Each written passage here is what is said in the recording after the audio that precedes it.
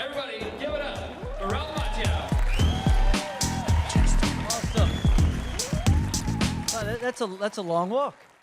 I had to It's a pick up very the long pace. walk. I had to pick up the pace. Thanks for being here. This is awesome. Awesome. Well, first off, let's start with what you're doing lately, because the first 2 episodes of Cobra Kai are now available for free on YouTube. So if you right. guys have, That's right. you have no excuses if you haven't started this show yet. Which That's right. Now I know YouTube Premium. It's called YouTube Red, but now they're changing it to YouTube Premium. Will be available in Canada next couple of weeks. They're gonna, so then you won't have to figure out weird ways to watch it. But the first 2 episodes are there for you, and it'll get you hooked. We're really proud. It's got a ton of views and great critical response.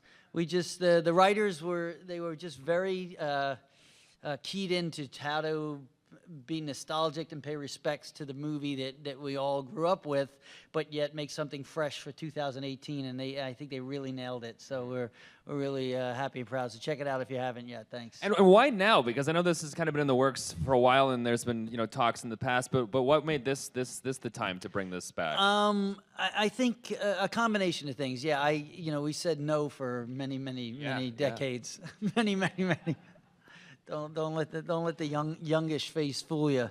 I've been around a bit, but I never wanted to go back to it just because, unless it was great. Because you get one shot, and this film the Karate Kid has become such a part of everyone's childhood and a piece of pop culture too. So to go back to that well and miss and it not pay off would be kind of taint the legacy. So my instinct was that these 3 writers who wrote the Harold and Kumar franchise and the Hot Tub Time Machine franchise, which totally differently in tone, but they knew how to write for a young generation, and I thought it was important. And they are the 3 biggest Karate Kid nerds outside of maybe some of you guys, and it's like Star Wars to them. So they really wanted to pay a respect to the original film, and also.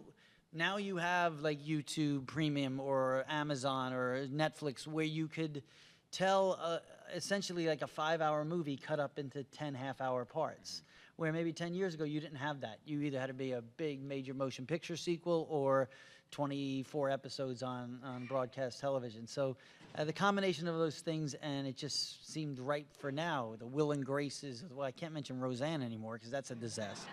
But but it's in vogue to do to do a callback. If you do it well and well executed, the fans come out. And with Cobra Kai, it's at 38 million views for the first episode already. How does it feel that this is something that you've done a few days ago? Let's say that you did the first film a few years ago, right. and now here we are, and there's still so many people that are so passionate about it. How does that feel for you? It's a gift that keeps on giving. I mean, even coming to these Comic Cons, I see there's 6-year-old, 10-year-old kids dressed up and they want to show me their crane kick, and they're far superior than I am. Can you still do it? Can you still do it? Those are not happening. It might happen in the show. Who knows? But the only time I ever do the crane pose is when I'm with the troops on the military bases, and they ask me. Nice. I can't say no. Otherwise, everybody else has to check out the movie. Very cool. And speaking of coming back to this, I know he's worn it over there. We got the bandana, the headband in the show. Is it the one that we're seeing in Cobra Kai? Is that the original? No, that's a great question. It's a great question. I did.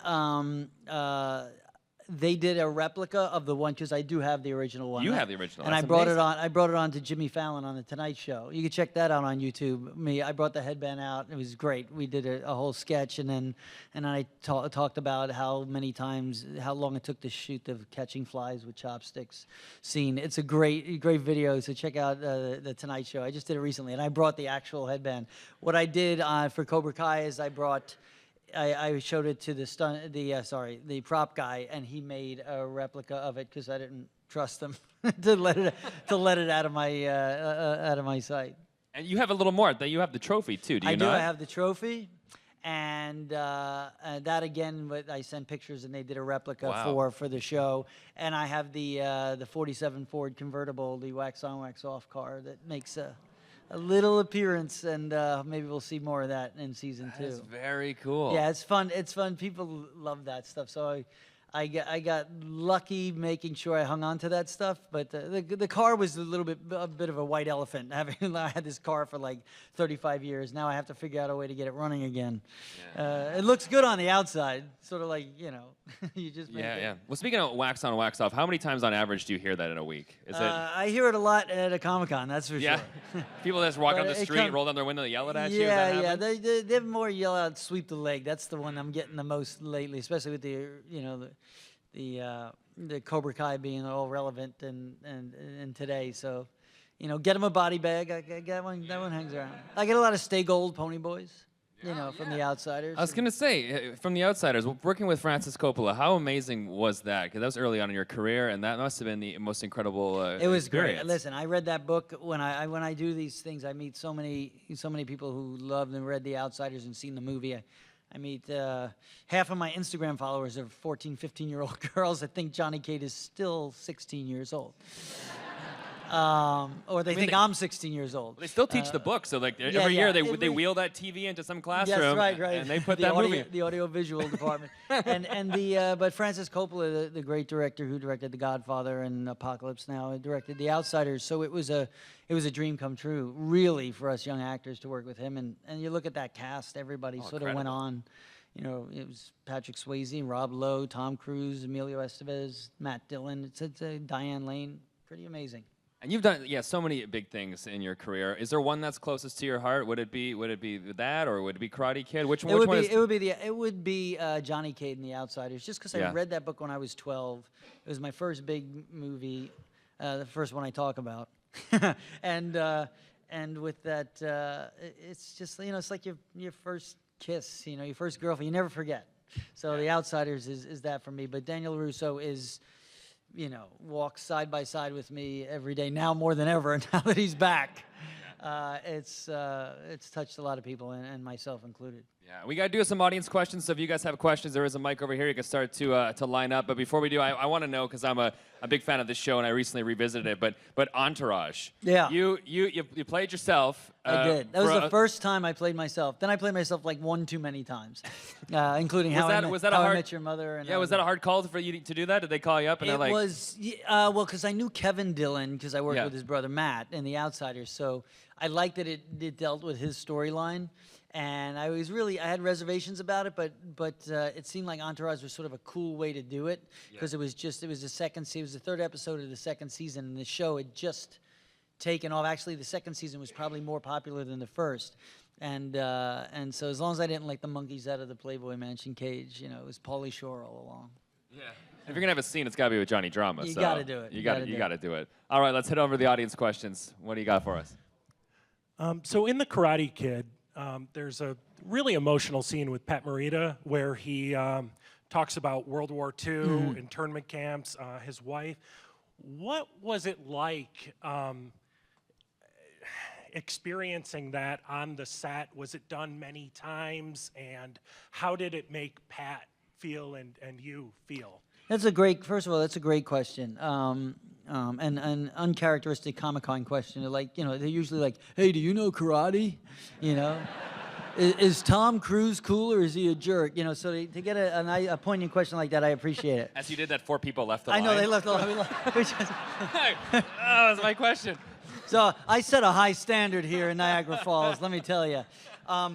You had to set the high standard. That scene was an important scene to the legacy of that film. And even American cinema. It was the first time ever that a mainstream Hollywood movie ever recognized the internment camps in the World War II. You know, the whole 442nd, all that stuff.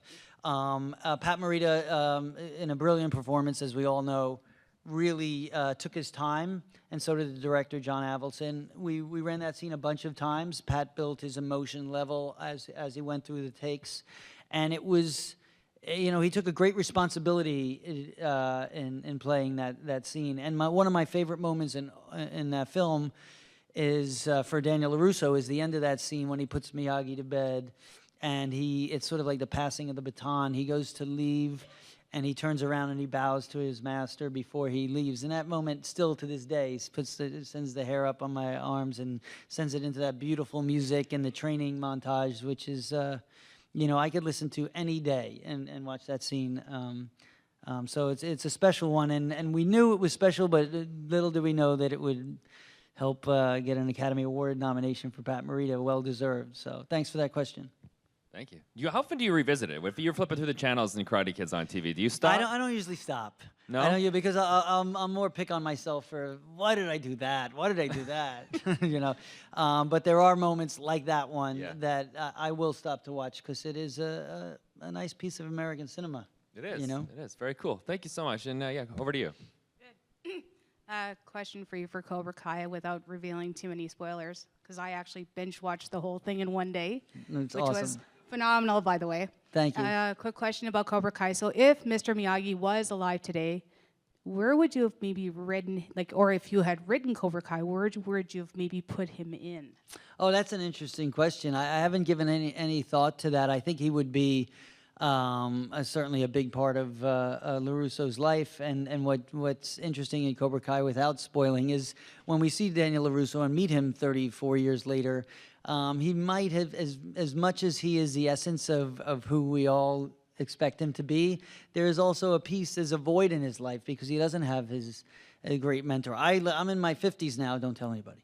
But, and we all wish we had a Mr. Miyagi, a human Yoda, to give us the great advice. So I think he would be a big part of his life and also an influence, which does happen in the Cobra Kai series, where he taps into reconnecting with what Miyagi brought to him, and he passes that on to his own family and future. And I think that's part of the journey of trying to navigate this life that we all try to do, is making those right decisions and having the wherewithal to balance your life in a way that's healthy and happy. So I think he would have been there. Thanks. Amazing. Thank you so much. Hi, I have a question. First of all, thank you for making Karate Kid. I went into karate because of the movie. Thank you. I took karate. My second question is, what did you think of the remake that Jaden Smith did of the Karate Kid? I've always wanted to ask you. That's a good question. I get asked all the time, and a lot of people, they want me to say, I hated it, it was a piece of garbage, and there's only one Karate Kid movie, which I do believe, actually. No. No. I know, I wanted my fan reaction. No, I'll say this much. I think what they did in 2010 was make a very worthy remake for the time. It was it opened the eyes to a lot of people to revisit the original.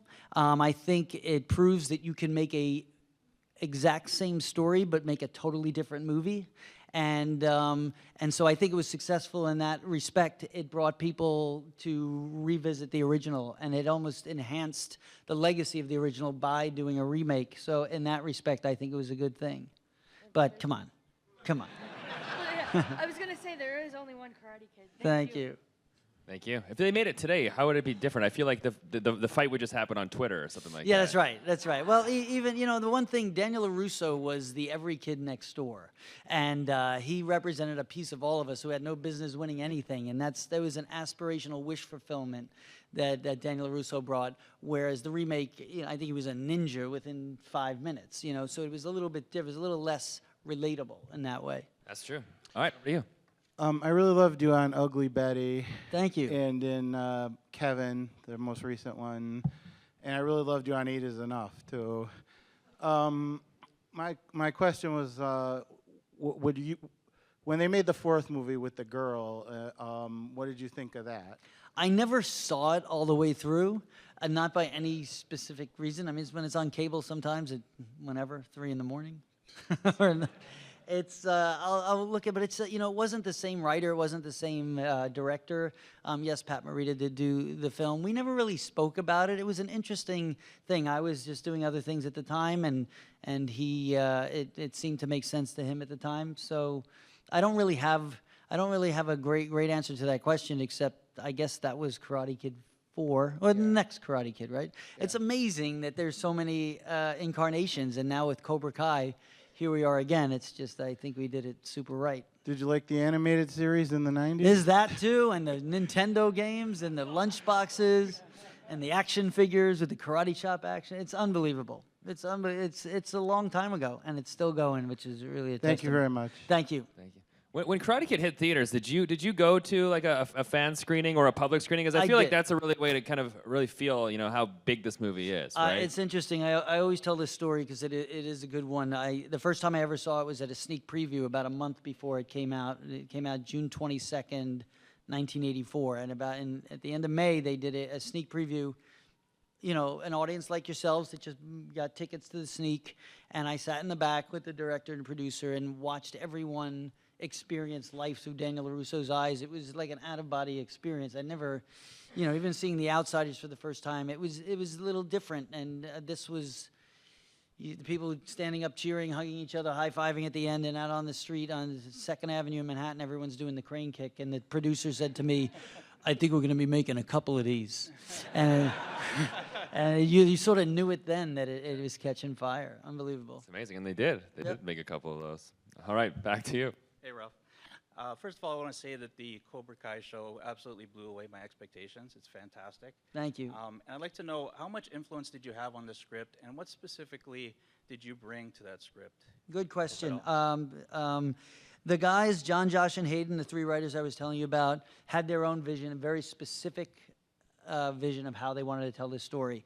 And it was, any of us who heard the pitch would have those same questions. Yeah, but how are you going to balance that tone? How are you going to, take a movie that was distinctively good over evil, black and white? How are you going to add those gray areas and that sort of moral ambiguity and not be too much of a parody, too funny? And they said it's not a parody, it's a continuation, but it will have a fresh look that's relevant for 2018 and all those things, and we just trusted it. The thing that was most important to me is that it had balance, there's that word again, and that the Miyagi influence in LaRusso's life will be present, because none of us would be here talking about Cobra Kai if it weren't for Pat Morita and that performance.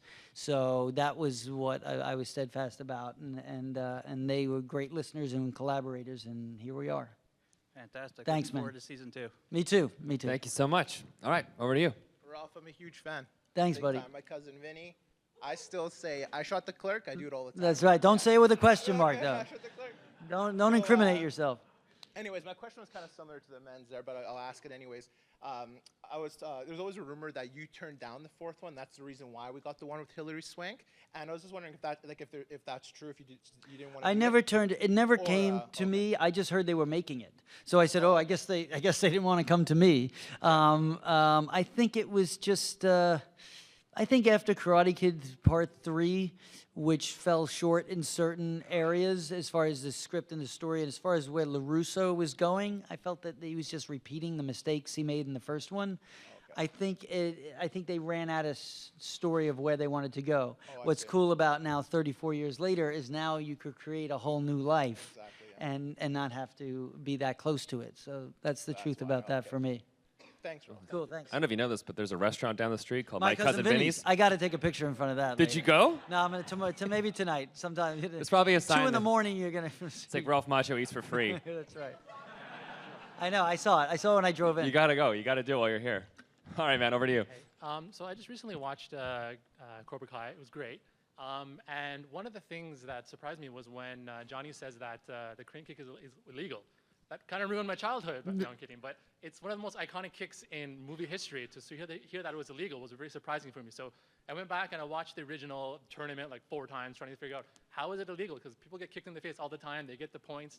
And then I saw an interview with you. You admitted it was kind of illegal as well. So I'm wondering, what's the basis of that? Like, well, here's the thing. I think that first of all, the Cobra Kai keeps trying to gain credibility and say that they won that first. Johnny Lawrence is the real Karate Kid, which couldn't be further from the truth. Okay, if I only had one kick, I had the right kick, and on top of that, I say this about it. It's no more illegal than the elbow he gives to LaRusso's knee after it was injured. Or so at the beginning they say no kicks to the face, no whatever the referee says at the beginning, and it's interesting. Have you seen Cobra Kai? Yeah, I've seen Yeah, so I don't want to spoil it, but we have plenty of kicks to the face by the time you get to the end of that show. Yeah. So I guess in retrospect of what the initial rules were, Arguably, it could have been, but you know, it's power of suggestion. There's 10,000 things in that film that you could tear apart that don't make sense. But when the characters work and the story's working, it's all forgiven. Cool. So all right. You wear that headband proud, my friend. Thank you. All right, over to you. Hi, Ralph. I love your movies and your shows. So Thank you you. did a really good job, like Cobra Kai. I just have a quick question. I know that it's related to karate, but personally, I really like you, like in the Karate Kid 2, and I just want to know if you really break the 6 pieces. The 6 pieces of ice. Yeah. They did. They had 6. They were the last piece was plastics. Was thick plastic. I wasn't getting through that one. They had the ice, and you know what? It hurt a little more than I wanted it to. They say no, we scored it. We scored it, meaning they take like they scrape it so it'll break easy. And I was pretty nervous about it, and we did it a couple of takes. But by the end of it, if they wanted me to go this way, and I would often turn and hit it with this part so it wouldn't hurt as much. That's how much of a wimp LaRusso is. We got through it all. Yeah, it was fun. I like that. I saw film. the movement and the force like striking through. I think it's a real stuff. So yeah, no, it was a fun scene. Yeah. Fun scene to do. It's really good. Thank you. Thank you. Thank you. All right. You reached that? Pull that. This guy is a What a stand-up pro. comedy. He's gonna go into a sketch right now. He's gonna When you were in the Karate Kids, when you were the good guy, now when I watch Cobra Kai, I think you're the bad guy. Oh. Good question. Now, have you watched the whole series or just the first few episodes? I watched the whole series of Okay. the Cobra Kai. All right. Well, you fell asleep during a few scenes. No, I'm just kidding. Good question. Good statement. But what Cobra Kai does, and I don't think LaRusso is the bad guy. I don't think Johnny Lawrence is necessarily the bad guy. I think what it does is it balances the difference of both these characters are flawed, and trying to find the best place to be in their lives.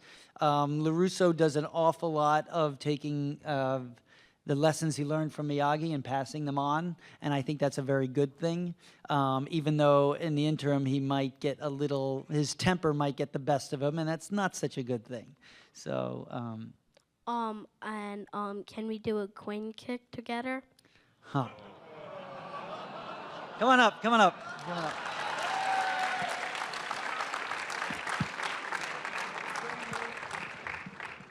As long as yours is a good one.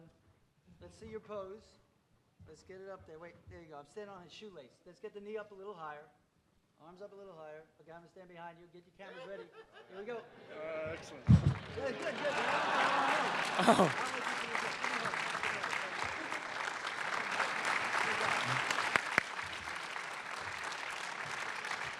Oh. Snuck that in there. You can't turn the kids. They can't turn the kids down. He's like 42 years old. All right, man. Go ahead. Zach from the UK, big fan of Ralph. Good job. Yes, I know. Thank you. So this question touches upon what you've just talked about before as well. Is this issue of who was the bully in the first film?